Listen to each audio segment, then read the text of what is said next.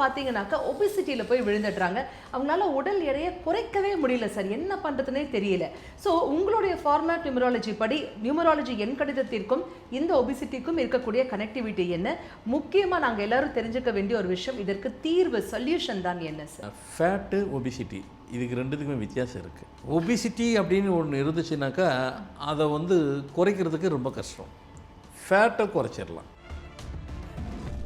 எல்லாரும் சொல்லிக்கிறது ஆமாம் அது ஜெனிட்டிக்கு, அது அவங்க அம்மா அப்படி இருக்கிறாங்க, அவங்க அப்பா அப்படி இருக்கிறாங்க, அம்மா அப்பா அப்படி தான் இருக்கிறாங்க, அப்படி இருக்கிறாங்க, அவங்க தாத்தா பாட்டி இருக்கிறாங்க, அப்படி இருக்காங்க. ஜெனிட்டிக்கு கண்டிப்பாக சொல்லுவோம். ஆனால் தைராய்டுன்னு ஒன்று வந்துருச்சுன்னா வந்துடும். தைராய்டு ப்ராப்ளம் வந்துருச்சுன்னு வைங்களேன், கண்டிப்பாக அவங்களுக்கு உடம்பு வந்துட்டு ஃபேட் ஆயிரும். 6ஆம் தேதி 15ஆம் தேதி 24ஆம் தேதி பிறந்திருக்கீங்க, உங்கள் பேர் எஸ்ஸில் ஆரம்பிக்குது, கன்ஃபார்ம்டாக நீங்கள் ஃபேட்டாக தான் இருப்பீங்க. டேட் ஆஃப் பர்த்தில் 29 38 37 83 88 77 68 இதெல்லாம் உங்கள் காம்பினேஷனில் இருந்ததுன்னா கண்டிப்பாக உடல் வந்துட்டு ஃபேட்டாக தான் இருக்கும். கேஸ்ட்ரிக்னா எல்லோரும் நினச்சிக்கிட்டு வயிறு பக்கத்து இந்த பக்கம் தான் நம்ம கேஸ்ட்ரிக் நினச்சி எங்கோனாலும் வரும். அது காலில் கூட இருக்கும், வலி பின்னிரும். ஆமாம், முதுகு பக்கம் வரும், இங்கே பிடிச்சிக்கும், அங்கே பிடிச்சிக்கும், செஸ்ட்டில் வந்துடும். இந்த செஸ்ட்டில் வரும்போது தான் உங்களுக்கு பயம் வரும். ஐயோ ஹார்ட் அட்டாக் வந்துருச்சா, அது கேஸ்ட்ரிக். அது டாக்டர்கிட்ட போவீங்க, அவங்க அழகாக அது வந்து இல்லைங்க கேஸ்ட்ரிக்னுவாங்க. நீங்கள் அங்கே போயிட்டால் பரவாயில்ல, நீங்களே பிடிச்சிக்கிட்டு அதையே நினச்சிக்கிட்டு இருந்தீங்கன்னாக்கா அதான் நடக்கும்.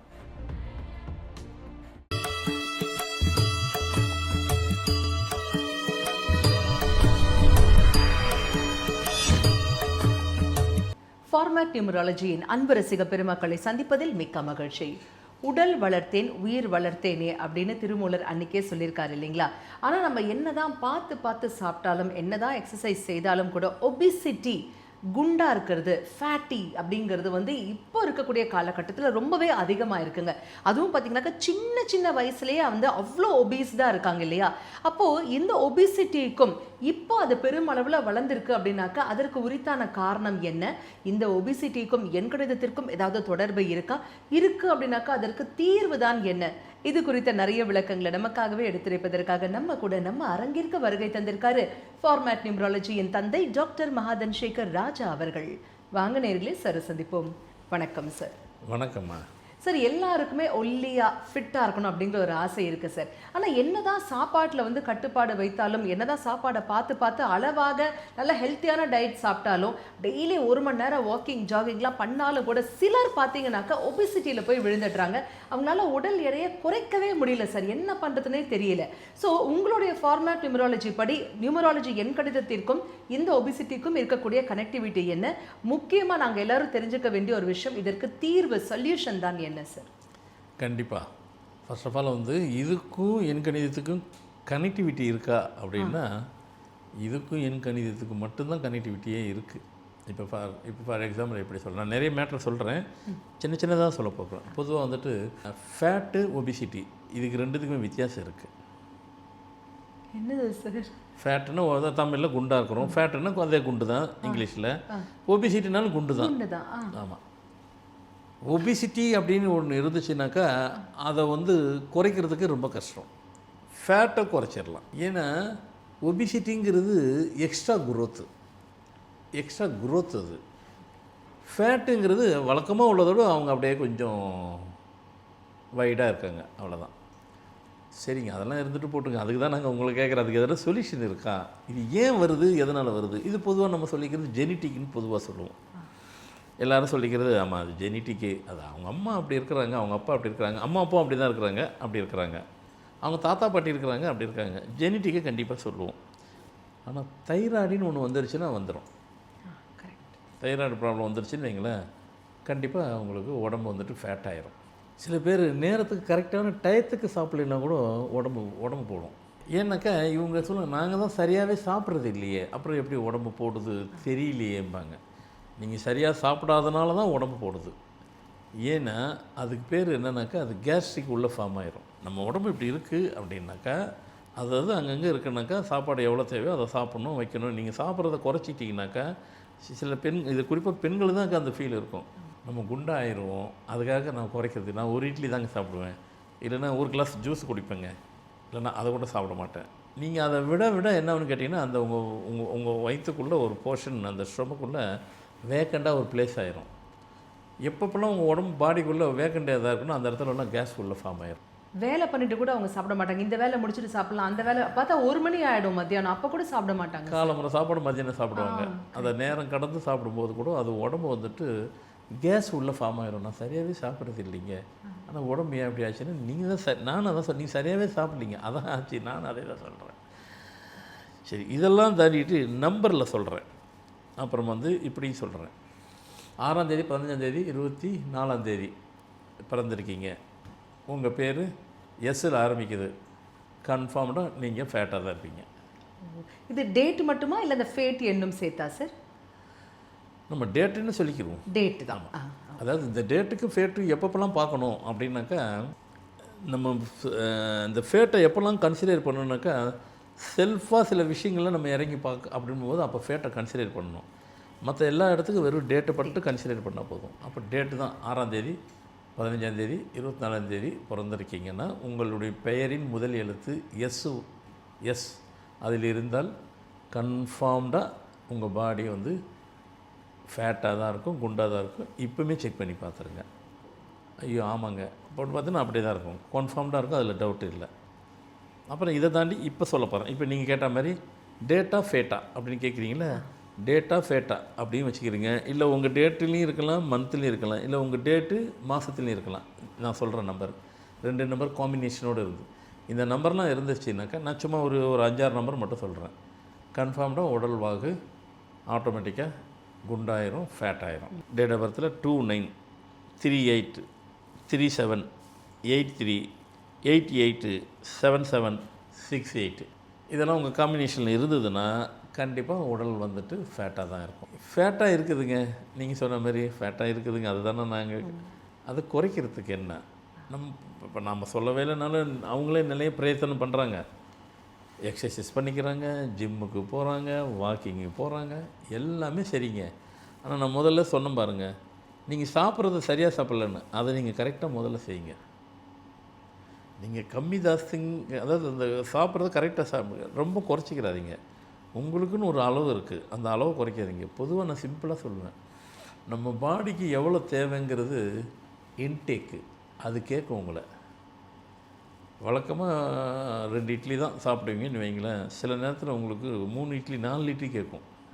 நாம் நினச்சிக்கிறோம் கொஞ்சம் டேஸ்டியாக இருந்ததுன்னா நம்ம அது கொஞ்சம் எக்ஸ்ட்ரா சாப்பிடுவேன் நான் அப்படி நம்ம சொல்லிக்கிறோம்.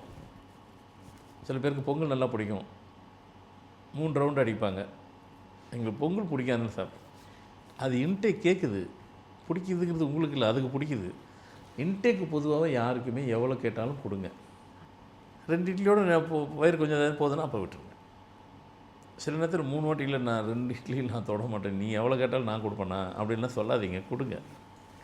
அது உங்களுக்கு கேட்கும். அதே மாதிரி தூக்கமும் அதே தான்.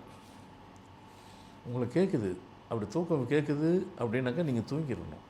அதை நீங்கள் வரலைனாக்கா அதுதான் உங்களுக்கு தொந்தரவு பண்ணும். அதுமாரி தான் இதுவும். பசிக்குது வந்துட்டு பாடிக்குள்ளே நமக்குள்ளே இன்டேக் கேட்குது. சில 3 வேளை தான் நம்ம சாப்பிடுவோம், காலம் மதியம் நைட்டு. சில நேரத்தில் ஈவினிங் நேரம் பசி எடுக்கும். சில பேருக்கு எடுக்கும், அந்த ஈவினிங்லாம் சாப்பிட்டா உடம்பு போட்டுருங்க, நான்லாம் சாப்பிட மாட்டேன் அப்படிலாம் சொல்லாதீங்க, கொடுங்க. அது ஒன்றும் பெரிய கெட்ட பழக்கம்லாம் இல்லை அது. ஏன்னா நீங்கள் எனர்ஜியை கொடுக்குறீங்க. பொதுவாக வந்துட்டு நம்ம வேலை செய்கிறதுல 2 இருக்குது, ஃபிசிக்கல் ஒர்க்கு, மென்டல் ஒர்க். ஃபிசிக்கல்னாக்கா உடல் உழைப்பு போட்டுட்டு செய்யும்போது அது ஃபிசிக்கலாக செய்கிறோம், ஓடுறது வர்றது போகிறது வர்றது இதெல்லாம். மென்டல் ஒர்க்குன்னா உட்காந்தே வேலை செய்கிறது மென்டல் ஒர்க்கு. இதில் எது இப்போ எனர்ஜி அதிகமாக போகும்னாக்கா நம்ம நினச்சிட்ருக்கோம் ஓடி ஆடி. இப்போ சில பேர் இந்த கொத்தனார்லாம் பார்த்தீங்கன்னா நாங்களாம் வெயிலில் உழைக்கிறோம், அங்கே போகிறோம், எல்லாம் உண்மை தான், பொய் எதுவுமே கிடையாது, அது ஃபிசிக்கல். ஆனால் அதோட எனர்ஜி அது வந்து அவங்க சொல்லிக்கிறாங்க. ஆனால் உண்மை என்ன தெரியுமா, அவங்க வேலை செய்யலை, எக்ஸசைஸ் பண்ணுறாங்க அவங்க. இவங்க ஃபிசிக்கல், அது மென்டலாக உட்காந்து பண்ணுறாங்க பாருங்கள். இவங்க எக்ஸசைஸ் பண்ணுறது ஒன்றும் கிடையாது, உட்காந்த இடத்துக்குள்ளே இருப்பாங்க பாருங்கள். எனர்ஜி ஸ்பீச்சு அதிகம் யாருக்கெல்லாம் அதிகமாக கொடுக்குறாங்களோ அவங்க தான் எனர்ஜி அதிகமாக போகும்.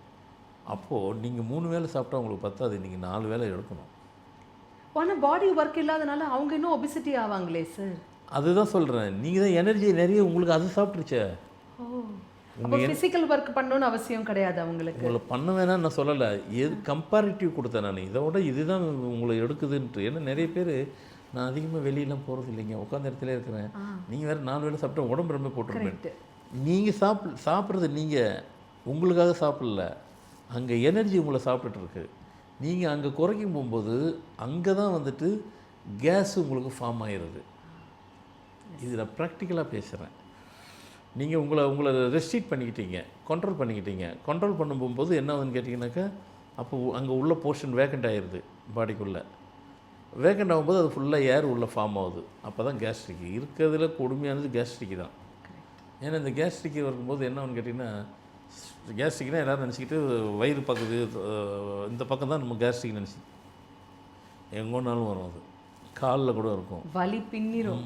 ஆமாம், முதுகு பக்கம் வரும், இங்கே பிடிச்சிக்கும், அங்கே பிடிச்சிக்கும், செஸ்ட்டில் வந்துடும். இந்த செஸ்ட்டில் வரும்போது தான் உங்களுக்கு பயம் வரும்.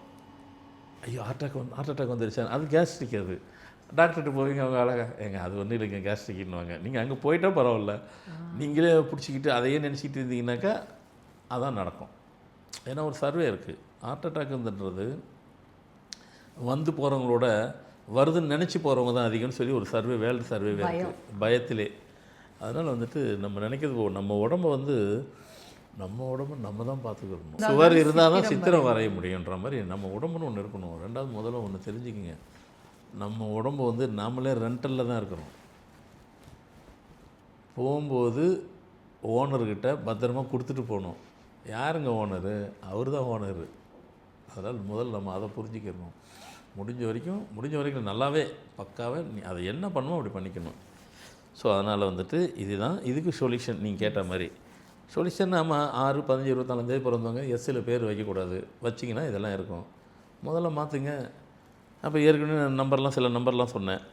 அப்புறம் அதே மாதிரி டேட்லேயே 6 தேதி 3 இருந்ததுனாலும் வரும். 6, 3, 2, 9, 3, 8, 3, 3, 7, 8, 3, 8, 8, 7, 7, 6, 8 இதெல்லாம் இந்த நம்பர்லாம் உங்கள் டேட்டில் இருக்கணும். ஏதாவது 2 இடத்துல இருந்துச்சுன்னா கண்டிப்பாக இருக்கும். அப்புறம் ஃபார்மல் நியூமராலஜி அப்ளை பண்ண வேண்டியது தான். அப்ளை பண்ணி நீங்கள் ப்ராக்டிஸ் பண்ணவே நார்மல் பாடிக்கு வந்துடும். அவ்வளோ சொல்யூஷன், அவ்வளோதான். வேறு ஒன்றும் பயப்படலாம் தான் இல்லை. அப்போ இதுக்கெல்லாம் சிலதில் நீங்கள் பேர்லாம் எழுத வேண்டாம், நம்பர் மட்டும் இந்த இதில் போட்டுக்கிட்டாவே இதெல்லாம் நீங்கள் எழுதணும். சொல்கிற டூரேஷன் வரைக்கும் எழுதிட்டு, காலத்து வரைக்கும் எழுதிட்டு, அதுக்கப்புறம் கூட நீங்கள் காப்பு மாதிரி கடாவில் நம்பர் போட்டுக்கலாம், நம்பர் எழுதி பாக்கெட்டில் அப்போ வச்சுக்கலாம். இப்போல்லாம் கிடையாது. இதுக்கு எழுதுனா தான் உங்களுக்கு பாடியை லெவல் பண்ணும்.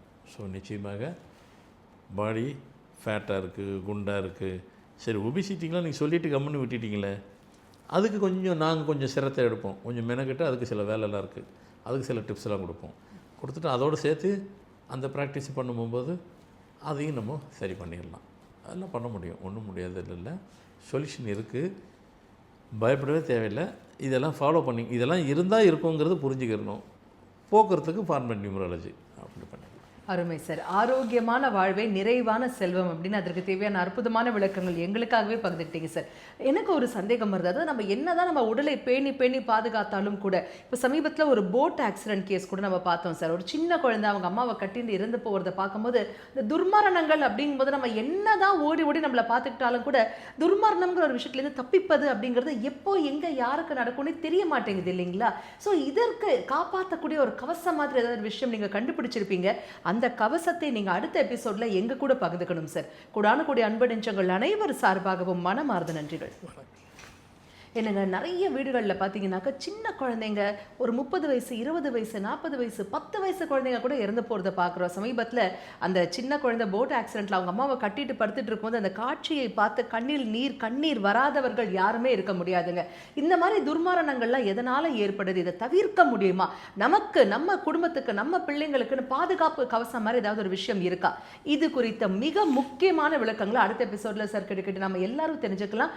மீண்டும் சந்திப்போம். ஆனால் அதுக்கு முன்னாடி நம்ம ஃபார்மேட் நியூமராலஜி யூடியூப் சேனலை லைக் பண்ணுங்க, உங்க ஃப்ரெண்ட்ஸ், தெரிஞ்சவங்க, ரிலேட்டிவ்ஸ் கூட ஷேர் பண்ணுங்க, சப்ஸ்கிரைப் பண்ணுங்க, பெல் பட்டனை கிளிக் பண்ணுங்க. மீண்டும் சந்திப்போம். அதுவரை நன்றி, வணக்கம்.